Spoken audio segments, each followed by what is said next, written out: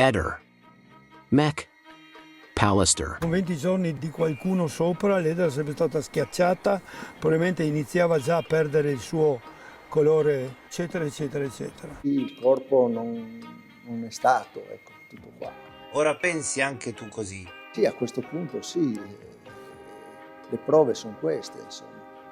È fatta una bella cosa. Il corpo non può essere sicuramente stato lì per 3 settimane, ma questo ce lo dicono anche i nostri consulenti, ce lo dice lo zoologo, ce lo dice la botanica, che veramente si stanno muovendo come dei periti super partes e tutti stanno andando nella stessa direzione, ma poi ce lo dicono gli indumenti intatti, puliti di Liliana, ce lo dicono quei sacchi intonsi, ce lo dice il tappeto vegetale senza macerazione, senza alterazione cromatica, ce lo dice quella scena, con forza urla e ci dice anche che Liliana non si è suicidata, è la stessa scena che ci dice questo, quella è la messinscena di un suicidio, è un artefatto e noi lo stiamo dicendo ormai da tempo. Dov'è stato il corpo? Questa è un'attività che dobbiamo ancora approfondire, o perlomeno gli inquirenti ce lo dovranno dire. Il nostro consulente utilizza comunque un'espressione altamente improbabile che sia rimasta lì, ma per vari motivi. Noi ad esempio ricordiamo un caso pratico, Gioele, Viviana Parisi, il caso di Caronia, sì. Quei corpi furono individuate delle presenze di animali o altri casi, quindi il consulente lo esclude perché non c'è neanche un avvicinamento di un animale. È stata portata successivamente perché dal contenuto gastrico, tutti altri elementi che sono stati presi in considerazione, riteniamo che Lili sia morta il giorno della scomparsa e pertanto lì per 21 giorni non poteva rimanere. Vestita allo stesso modo, non aveva presenze di peli, sono tanti dati che ci dicono che la morte di Lili si è verificata il giorno della scomparsa. Questo posto che è diventato per me un emblema, non so come dire, un mausoleo, non so come classificarlo, ma è l'ultimo punto della terra che ha visto lei, il corpo di Liliana, apparire. L'ho detto già il mese di gennaio dell'anno 22, che lei non poteva essere rimasta qua per più di poche ore o qualche giorno, ma già qualche giorno è tanto, perché pullulava allora qua di animali selvatici e lei in una sola notte in più finiva sfigurata. Sicurissimamente. Io ho un'idea, ma non posso dirla, la posso accennare. Lei è stata raffreddata, tenuta al freddo, non al ghiaccio, perché il freddo vuol dire sopra zero, sicuramente 1, 2, 3 gradi. Poi, da quello che mi hanno detto, adesso non so se è vero o no, lui ha scritto un libro sulle caverne, sulle foibe del Carso. Cioè lui sa dove sono queste caverne, queste cose qua. Questo mi hanno detto, perché lui probabilmente saprà dove magari si potrebbe mettere un corpo o un qualcosa. Secondo me. Ma come? Quando? Cioè io conoscerò 2 o 3 grotte del Carso, un libro che dovessi essere in ristampa, comunque non più in libreria, sulle grotte di Trieste del Carso, avevamo? Le grotte sono per lo più sotterranee anche, no? Ecco, questa è una sotterranea. La più importante per Trieste è la grotta gigante, che è talmente grande come grotta che San Pietro ci sta dentro. Hai idea? E la grotta... Conosci bene quelle zone? Ma un poco sì, ma per grotte ci sono andato, ma non tantissimo. Liliana può essere stata posteggiata lì? Non mai più, io non credo. Anche perché quasi tutte sono poche che sono le asciutte. La maggior parte hanno quantomeno l'acqua che scorre sul fondo. La stragrande maggioranza invece sono verticali. Ci sono delle buche che nascono nel terreno e vanno fino a chissà dove. Liliana può essere stata posteggiata lì? Impensabile, perché intanto le grotte sono popolate quasi sempre da tanti animali, ancora peggio che là dove è stata deposta, sarebbe stata preda di animali. Sì, quella è una bella invenzione, quella che io posso aver scritto un libro sulle grotte. Ci vuole non fantasia, idiozia. Ma guarda, io sono cose che ho sentito, non è che io non ho detto ho messo le mani sul fuoco. Ho sentito che lui conosceva le grotte, sapeva dove sono, queste cose qua. Molti pensano che a voi non interessa di Liliana, ma solo di essere le persone più famose del pianeta. Ma no, figuriamoci, vogliamo tutti la stessa cosa. Vogliamo sapere cosa è successo a Liliana, questa è la finalità. Inutile che ci scorniamo uno con l'altro. Ognuno insomma, fa lui- i suoi discorsi, le sue cose, però questo noi stiamo cercando di capire cosa è Sì, successo. non è che siete L'avevamo qua vicino a me, insomma io gli ho dato anche la mano, evidentemente lui ha un modo diverso di pensare le cose. La mattina della morte di Liliana sei tornato a casa? A che ora? Ma guarda, io sono tornato a casa a pranzo.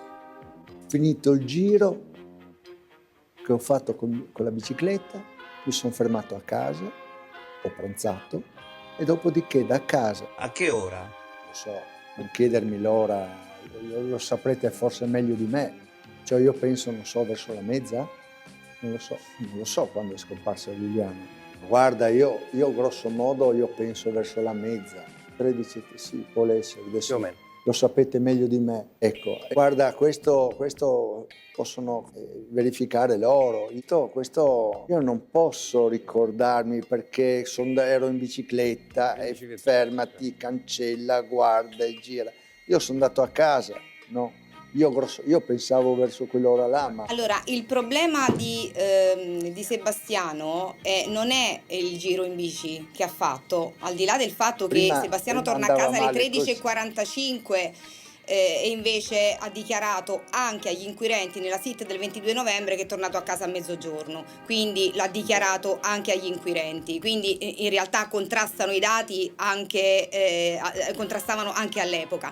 Il problema di Sebastiano non è l'alibi che lui si è scelto, ma è prima dell'alibi, cioè è quello che ha fatto dalle 9:04 fino alle 12:10 in cui lui inizia il suo giro in bici, perché Sebastiano ci deve ancora dire 3 ore in quel magazzino cosa ha fatto, 3 ore in cui ha spento completamente il cellulare, perché non è così, cioè Sebastiano non è vero che all'interno di quel magazzino il cellulare non prendesse. 3 ore non è mai successo né che sia stato 3 ore in quel magazzino, perché noi abbiamo fatto una comparazione, e né che per 3 ore non prendesse, tant'è che Sebastiano il pomeriggio ritorna in quel magazzino dalle 15 alle 15:30 e tutta la mezz'ora il cellulare di Sebastiano registra sempre traffico telefonico. Io posso smentire questo. Il rapporto della lavorazione dei coltelli non è solo la filatura, bisogna pulirli, affilarli, lavarli. Capitava spesso lavarli. che rimanessi Io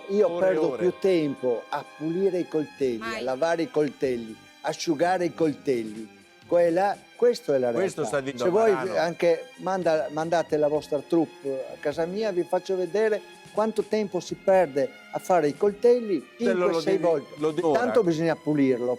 A me me lo danno sporco. Lo devo con la spazzolina pulirlo tutto quanto. Coltello per coltello. Ogni coltello ha 5-6 passaggi. Io 5-6 passaggi. E quando usi la corrente? Solo la prima parte, cioè la parte più breve, subito. L'egregio studio laboratorio è grande quanto un centro commerciale. Abbiamo Sebastiano presente, ce lo può descrivere, però non è così grande, non è Cosa vuoi che sappia lui, dai, per favore, ecco, dai. quindi non abbiamo fatto ancora... È molto piccolo, quindi è l'avvocato da quello che mi risulta non è una struttura, insomma, un laboratorio così grande, di grandi dimensioni. Le mura.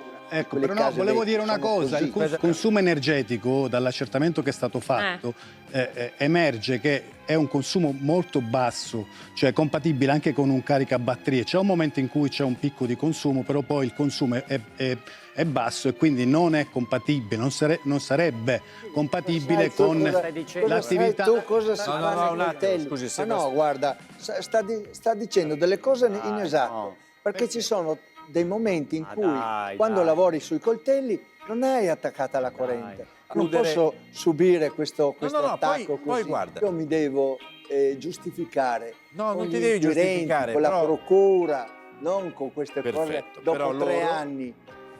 Tutte queste cose qua, loro le hanno depositate in procura, giusto? Ecco, allora, a chi devo rispondere? Alla procura o a voi? Faccio un esempio, nel pomeriggio Sebastiano ritorna in laboratorio dalle 3:15 alle 4:15 per circa mezz'ora e a traffico telematico. Questo è un dato, non stiamo dicendo, è un dato che se noi lo analizziamo è qualcosa di anomalo, di strano. Poi se non abbiamo fatto un approfondimento, ma gli ancora un sopralluogo nel laboratorio, questo lo evidenziamo. Tant'è che è anche complicato, dovremmo avere il parere, insomma l'autorizzazione da parte del proprietario. Io mi auguro che lo faccia la procura, visto che dobbiamo anche andare a verificare questo aspetto. Voi lo chiederete? Ci stiamo ragionando, adesso vediamo, concludo. Allora, bisogna attendere adesso gli ulteriori accertamenti che si stanno svolgendo e poi vedremo. Bisognerebbe capire se nel tuo laboratorio il telefono prendeva bene o no. Sono passati 3 anni, di conseguenza le celle telefoniche saranno state migliorate. Cioè non puoi fare lo stesso paragone. Avresti dovuto farlo in quel tempo. Non vogliamo sollevare nessun tipo di dubbio. Io credo che debba essere fatto un approfondimento di qualsiasi aspetto di questa vicenda. Abbiamo un buco di quasi 3 ore che è insolito perché nei giorni precedenti non si era quasi mai verificato. Comunque il periodo è lungo, in concomitanza con la scomparsa della signora Resinovic. Dobbiamo chiedere questo tipo di accertamento, dobbiamo fare delle domande. Nessuno sta accusando Sebastiano. Poi se l'attività ci dirà che dobbiamo. Allora, siamo partiti e noi stiamo costruendo piano piano questo fascicolo, perché nel fascicolo c'era poco, ma piano piano stiamo arrivando a delle conclusioni. Quindi nessuno vuole accusare Sebastiano. Ogni qualvolta che si dice qualcosa sembra che ce la vogliamo prendere con Sebastiano. Noi stiamo dicendo, Sebastiano ci dà delle informazioni che ci mettono in confusione. Prima dice che è uscito, prima dice che è rientrato a casa a mezzogiorno, lo dice a Silvia, dice a Silvia che è tornato verso le 11:30, poi alle 13:30. Io credo che siano dati importanti se a qualcuno gli scompare la moglie e deve dire guarda, quel giorno ho fatto questo, questo e questo. Ogni qualvolta facciamo una domanda ci risponde, io non devo rispondere a voi, ma lo devo dire alla procura, adesso io non mi ricordo. Scusate, ecco, questo è quello che voglio evidenziare. Nessuno vuole accusare Sebastiano, si sta cercando di fare un approfondimento al fine di ricostruire quello che si è verificato quel giorno. Sebastiano come ha spostato il corpo di Liliana? Questo noi non lo sappiamo. Sicuramente quello che noi ipotizziamo è che quel corpo non sia stato lì e che sia stato in un luogo dove abbia subito un raffreddamento anche naturale. Ma ricordiamo infatti, cioè non è che ce le diciamo così a caso queste cose. La prima autopsia infatti chiude così, che come con causa di morte è subentrata una ipotermia d'ambiente esterno. Il generale Garofano questo lo può ricordare, ce lo può dire, ce lo può anche spiegare, giusto generale? Quindi evidentemente delle tracce di un'ipotermia sul corpo di Liliana sono state individuate, per cui la botanica, l'entomologia, la zoologia ci dicono che quel corpo non è stato lì. Tutta una serie di elementi circostanziali ci dicono che sicuramente Liliana è morta il giorno in cui è scomparsa. Voglio ricordare a tutti che Liliana non era la persona più famosa del mondo prima di questo caos, per cui il 28, 29 e 30 dicembre Sebastiano era ancora piuttosto libero di muoversi come gli pareva e piaceva. Abbiamo ipotizzato anche tutta una serie di altre. Abbiamo fatto una serie di altre ipotesi. Perché la procura dice che i medici legali si sono lasciati ingannare. La procura chiude dicendo che Liliana è morta il 14. Il corpo nel boschetto 21 giorni, è possibile? Secondo i nostri tecnici no, perché sarebbe stato aggredito dagli animali. I vestiti ci raccontano tanti perché sono puliti e proprio perché erano bagnati ci dovevamo trovare dei residui vegetali. Siamo riusciti, a nostro avviso, a dimostrare che Lilli in quel boschetto non ci è arrivata con i suoi piedi, ma che qualcuno l'ha portata lì. La caduta non c'è stata, in quel boschetto non ci sono segni di imbrattamento ematico, Lilli è stata appoggiata su quel manto vegetale. La morfologia e la distribuzione di queste lesività che sono incompatibili con una caduta, a meno che non sia caduta da una impalcatura, ma non mi sembra che Lilli facesse il carpentiere. Quello che dice Sebastiano evidentemente è assolutamente indifferente. Quei messaggi ci raccontano due cose. Innanzitutto che è stata chiusa una indagine dalla procura senza aver recuperato i dati del telefono della persona morta, ed è una cosa molto grave. Questi dicono che Lilli ormai era andata, voleva andare verso Claudio e il 19 dicembre, c'è anche la medaglietta che Claudio ha preparato, si era preparata per una nuova vita. Guarda, allora io penso che Sterpin ha detto un sacco di bugie, perché lui diceva che Liliana andava lì a stirare, che potevo dire... Perché non dici anche Sebastiano che venga qua, non c'è niente di male. Poi il furgoncino, avevano questa...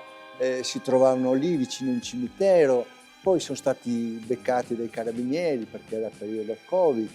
Poi loro hanno deciso, beh, adesso perché non andiamo nelle cantine, nelle soffitte, e lì abbiamo questo centro di smistamento. Io continuo su questo. Secondo me c'è sotto qualche altro mistero. Però poi sono gli altri che diffamano Liliana. Sì, anche quei box. Quella consulenza botanica, la prima, in realtà è neutra, perché che cosa ci dice? Che quegli elementi vegetali che sono stati ritrovati sotto le scarpe di Liliana potrebbe averli raccolti. Sì, è vero, sono compatibili con la vegetazione che c'è sul percorso per andare lì all'ex ospedale psichiatrico, ma sono anche compatibili con altre zone di Trieste e magari anche di tutto. Sì, per cui voglio dire, potrebbe averle raccolte in qualsiasi altro momento. Ehi, non dimenticare di iscriverti a questo canale.